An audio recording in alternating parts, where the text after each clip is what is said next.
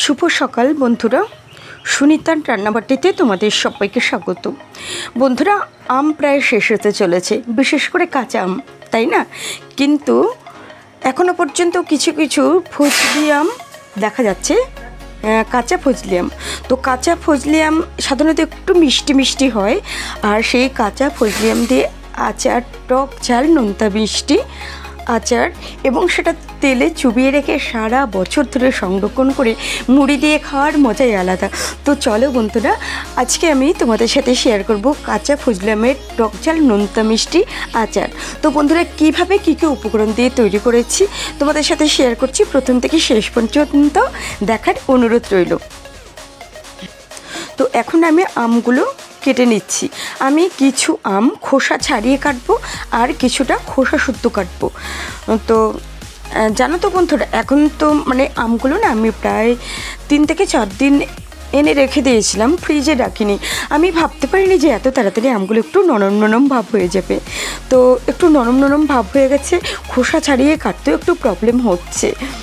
তো আমি কিছুটা তার জন্য খোসা ছাড়িয়ে কাটবো, আর কিছুটা খোসা শুদ্ধই কাটবো। অনেক সময় খোসা শুদ্ধ আচারও আমরা তৈরি করি, আর ফজলি আমের খোসা সাধারণত তেতো হয় না। তো যাই হোক বন্ধুরা, আমগুলো আমার কাটা হয়ে গেল। এই দেখো, আমগুলো ঠিক এরকম সাইজ করে আমি কেটে নিয়েছি। এখন আমি আমটা ভালো করে ধুয়ে এর সাথে হলুদ মাখিয়ে তারপরে রোদে দিয়ে দেবো। আমি এর মধ্যে লবণ মাখাবো না, কেন বলো তো? লবণ মাখিয়ে যদি আমি রোদে দিই তাহলে ঘেমে সবসময় ভিজে ভিজে থাকবে, আমগুলো শুকোবে না। তার জন্য আমি শুধুমাত্র হলুদ মাখিয়ে রোদে দিয়ে দেবো। তো বন্ধুরা, চলে এসেছি ছাদে। আমি একদম একটা একটা করে ফাঁকা ফাঁকা করে আমগুলো, তো এইভাবে আমি যতক্ষণ পর্যন্ত রোদ থাকবে ততক্ষণ এখানে রেখে দেব।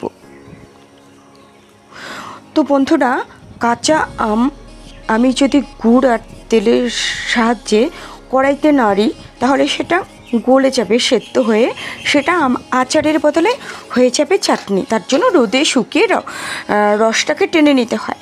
তো এখন আমি এর মধ্যে দিয়ে দিয়েছি কিছু শুকনো লঙ্কার গুঁড়ো আর লবণ। শুকনো লঙ্কার গুঁড়ো আর লবণ দিয়ে ভালো করে মাখে একটু নাড়াচাড়া করে তারপরে আমি এর মধ্যে দিয়ে দিয়েছি দেখো সর্ষে বাটা। সর্ষে বাটাটাও আমি এর মধ্যে ভালো করে নাড়াচাড়া করে তারপরে আজকেও একবার সারা দিনের জন্য রোদে রেখে দেব।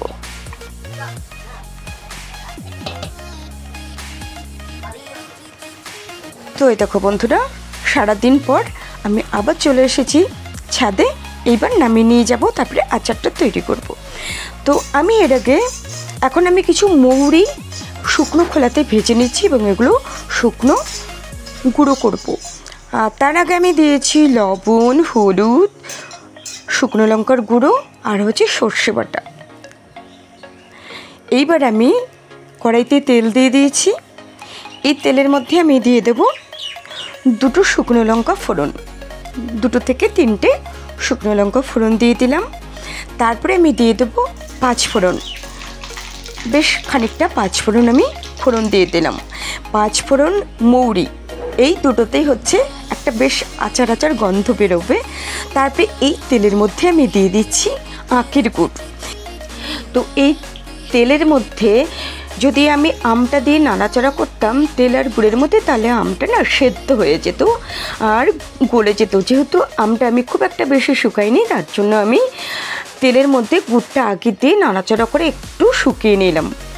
তো তারপরে আমি দেখো এই আমটা এখন এই তেল আর গুড় জাল দিয়ে একটু শুকিয়ে নিয়েছি। এর মধ্যে আমটা দিয়ে নাড়াচাড়া করতে থাকবো।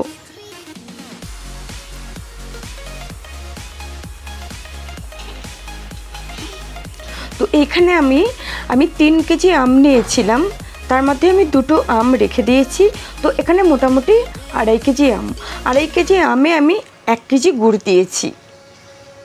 টক ঝাল নোনতা মিষ্টি, আরও যদি আমি গুড় দিতাম তাহলে বেশি মিষ্টি হয়ে যেত, একটু টক টক ভাব আচার না হলে ভালো লাগে না। তো কড়াইটা একটু ছোট হয়ে গেছে আম অনুযায়ী। তো আমি এখন একটু মিশিয়ে নিয়ে তারপরে যে পাত্রতে আমি রোদে দিয়েছিলাম সেই পাত্রতে ভালো করে নাড়াচাড়া করে একদম মশলার সাথে, তেলের সাথে, গুড়ের সাথে একদম মিশিয়ে নেব।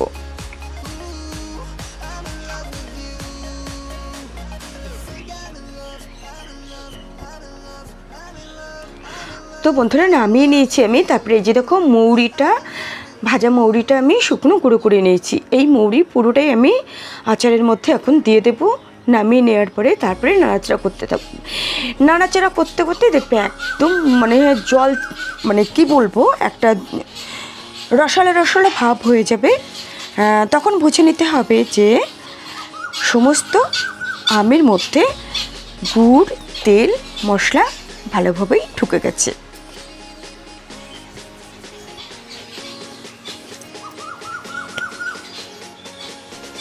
তো এই দেখো বন্ধুরা, কেমন একটা শুকনো শুকনো ভাব ছিল না?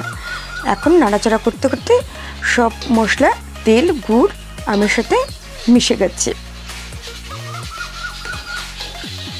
এইবার আমি এই আচারটাকে দুটো কাঁচের বয়ামে রেখে দেবো খানিকটা, আর খানিকটা অন্য পাত্রতে রেখে দেবো। যেগুলো আমি কাঁচের পাত্রতে রেখে দেবো সেগুলোর মধ্যে আমি তেল দিয়ে রেখে দেবো। 1 বছর পর্যন্ত সংরক্ষণ থাকবে, আর সেই তেলটা মুড়ি দিয়ে খাওয়ার জন্য দারুণ টেস্টি। তো এই দেখো বন্ধুরা, তৈরি হয়ে গেল আমার ফজলি আমের টক ঝাল নোনতা মিষ্টি আচার।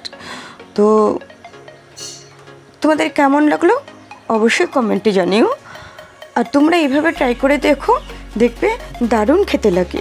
কাঁচা ফজলি আমের আচার সমস্ত আমের আচারের থেকে এই ফজলি আমের আচারটা একটু বেশি ভালো লাগে, মিষ্টি মিষ্টি থাকে তো তার জন্য। তো যাই হোক বন্ধুরা, তোমরা সবাই অনেক অনেক ভালো থেকো, সুস্থ থেকো। দেখা হবে নেক্সট রেসিপিতে।